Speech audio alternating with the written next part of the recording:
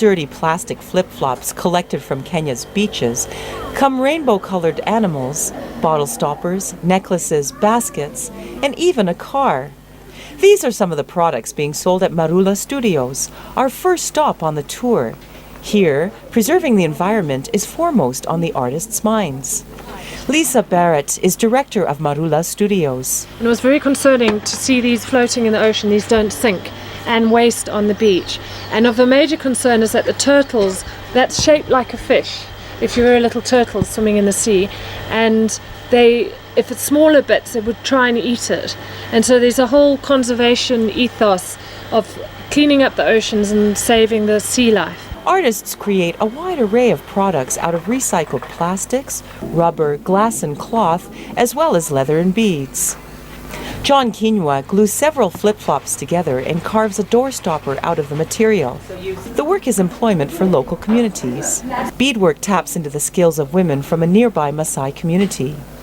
Salome Sianto is one such bead worker. We have cut a pattern. We use it to put on top of the bed. We draw it, then we make beads around that pattern. Our tour stops at the workshop of Kazuri Beads, a company known internationally for its necklaces, bracelets, and pottery. The one behind there. Supervisor and tour guide Philip Mukeku explains that the clay that the beads are made out of comes from Mount Kenya. The clay is processed, molded by the artisans, left in the sun to dry, baked, and then painted. So these ones we are painting, we are going to make sure we load them in the kilns overnight. Then after we burn it for 8 hours, 1000 degrees, the paints, it will melt, they will come out shining like those ones. Then from there now we are making the necklaces, just following the same list. We take the number of the beads and the colors, we join them together.